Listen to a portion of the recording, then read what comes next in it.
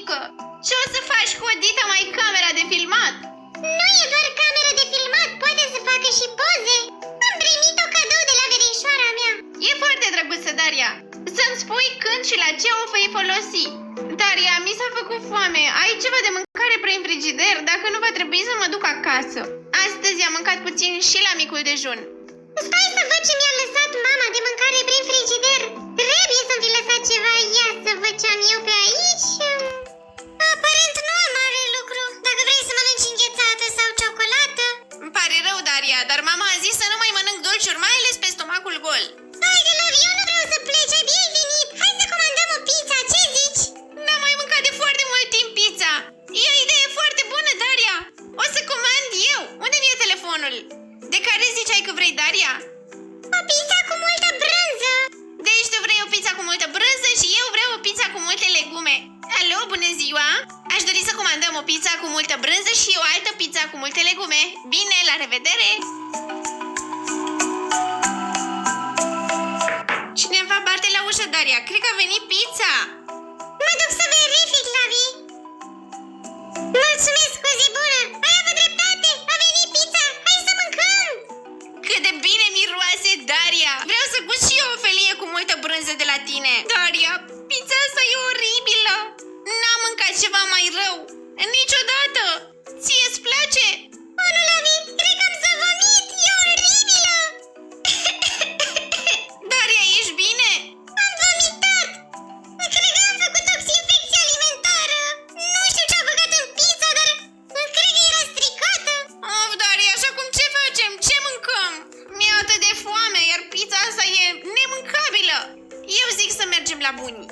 În perioada asta e acasă pentru că e în pensie. Și crede-mă, Daria, nimeni nu face o pizza mai delicioasă decât bunii. În regulă. Hai să mergem atunci.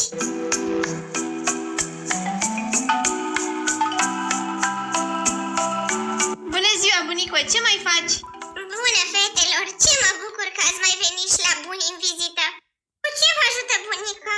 Să nu ziceți că ați mâncat iarăși pe la restaurantele ale voastre! Hai să vă facă bunica ceva de mâncare! Exact de asta am venit, bunico. Eu și Daria am comandat pizza. A fost oribilă, n-am putut să mâncăm, dar ei încă este rău de la ea. Bunico, ne faci tu o pizza cum făceai tu când eram mică? Vai, păi de ce nu zici așa? Cum să nu vă facă bunica pizza? Cum merge bunica și vă face?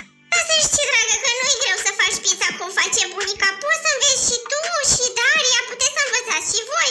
Haideți aici! Sigur, bunico, haide să învățăm și noi. Haide, Daria. Deci, cum faci pizza, bunico? Pentru început, dragile bunica, trebuie să vă spălați mâinile neapărat. Nu gătim nimic până nu ne curățăm pe mâini.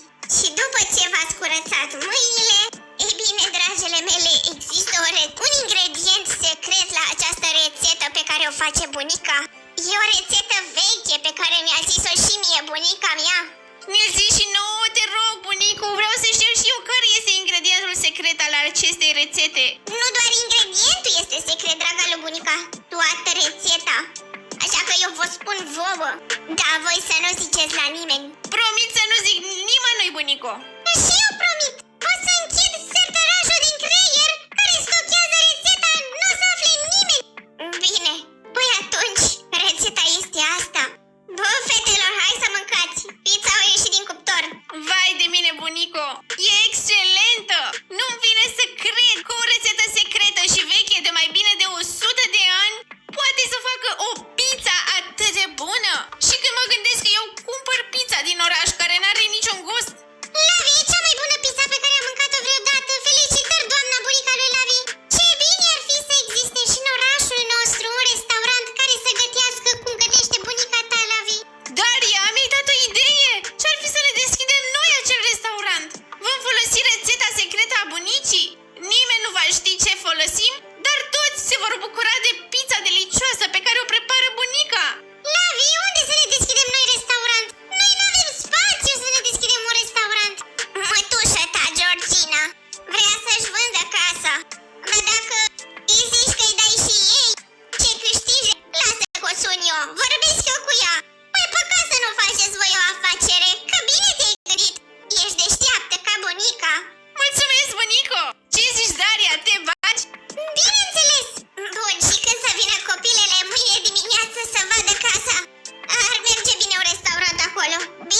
Gino. Ciao, ciao. Intră! Lavi, aici a fost o patiserie? Așa pare. Nu știam că mătușa Georgina a avut o gogoșerie sau ceva de genul deschis aici. Bunica a zis că mătușa Georgina nu o să vină, numai că ne-a lăsat bilet pe masă. Ia să vedem. Daria, hai să citești și mi-a zis mătușa. Dragă Lavi, mă bucur că te-ai decis să faci ceva cu acest loc. N-am vrut să-l vând, însă de 20 de ani acest loc a fost neatins. Nu s-a ocupat nimeni de el. Eu am fost în străinătate și n-am mai locuit aici și n-am mai avut grijă de gogoșeria care a fost deschisă în urmă cu 20 de ani. De către mama mea. Sper să îți meargă cu pizzeria. Baftă și ție și prietenei tale. Wow, Daria, ia, uite-te la locul ăsta cât de mare e, ar trebui să-l renovăm. Se vede clar că aici nu a fost o pizzerie. Aici se făceau gogoși și se făceau dulciuri. Da, Lavi, ai dreptate. Și eu zic să-l vopsim în roz, într-o culoare care ne place amândurora. N-ar strica să avem o pizzerie pictată în roz. Bun, Daria, haide să ne ocupăm de exteriorul pizzeriei întâi. Cum merge acolo sus cu vopsitul? Foarte bine, Daria, tu ocupă-te să schimbi mesele. După ce locul ăsta este gata, vom merge prin oraș și vom împărți pliante.